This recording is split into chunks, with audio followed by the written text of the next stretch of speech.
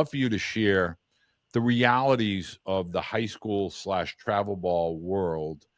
There is no such thing as a linear path or a direct path from the age of 14 and into college. Talk a little bit about now, more than ever, the value and the strength at the community college / JUCO level with regard to when you're going out recruiting. A lot of parents think, well, my son's been playing varsity for 2 years, 3 years, therefore he should be at least able to play JUCO. But what's the reality that parents need to be aware of within today's game? Yeah, I mean, I think it's just simply not true. I think everybody has a misconstruction of what is JUCO baseball. We're a D2 JUCO, and the level of player we're recruiting is talking to Division Ones and deciding if they want to be a preferred walk-on or do they want to go to the D2 level or compete with us. JUCO is not quote unquote a fallback anymore. I think it's the next step. I mean, we've been fortunate with a few of our former guys who have went JUCO and then went to the Division I level. You look at Jackson Duncan, who just threw, I think, 15 innings for Georgia State in the fall, who was at a JUCO, played for us in high school from Northmont High School, 6'7", right-hander throwing 97, was in the Northwoods League this summer. He's now at Georgia State. Nate Rylick was a lefty throwing 93 in high school who had no idea where it was going, went JUCO for 2 years, and then ended up at Manhattan, right? So, I mean, I think you guys got to understand that there is a certain level and a bar you must cross to be recruitable. And I think a lot of times there's just a lot of fluff in our game where people don't want to say that because they won't get paid for a recruiting service fee or they won't get paid for this team or this club team or any of that stuff. And I just don't think that that's real in our game right now. Not enough people are honest about our game right now, but there are Amen. benchmarks.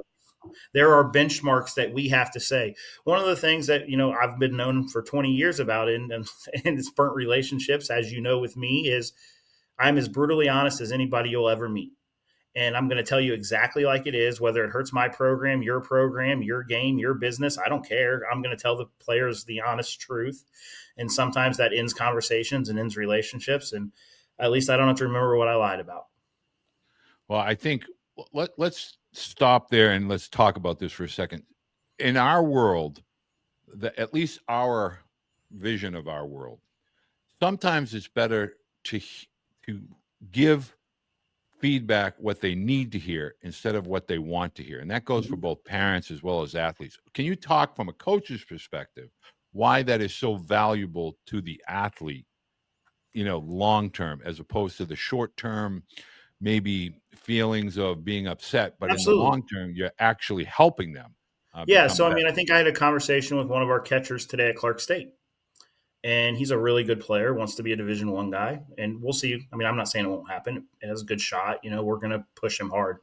But what we did was there's a couple of weight room numbers and there's an arm velo number that he has to chase. So him and I went to a board and I comped him to one of our former players who's a D1 catcher now. And I said, okay, in the deadlift, do you match? Well, I'm better. In the broad jump, do you match? Oh, I'm better.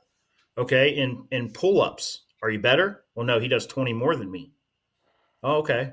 In the 10-yard, are you better? Well, no, he's got me by 0.17 seconds. Okay, and we went through every line, and he saw the power production, and that guy's 82 from the crouch, and he's 78. Well, I could just tell him he's great, and these coaches just don't know what they're doing, or I can say, okay, well, if we improve these 4 areas and you match him, then you are a D1 catcher, right? Because he is. Oh, that makes sense. So now this 30,000-foot view where he's chasing this offer, now he's chasing these 4 numbers. He's chasing these 4 things in the weight room.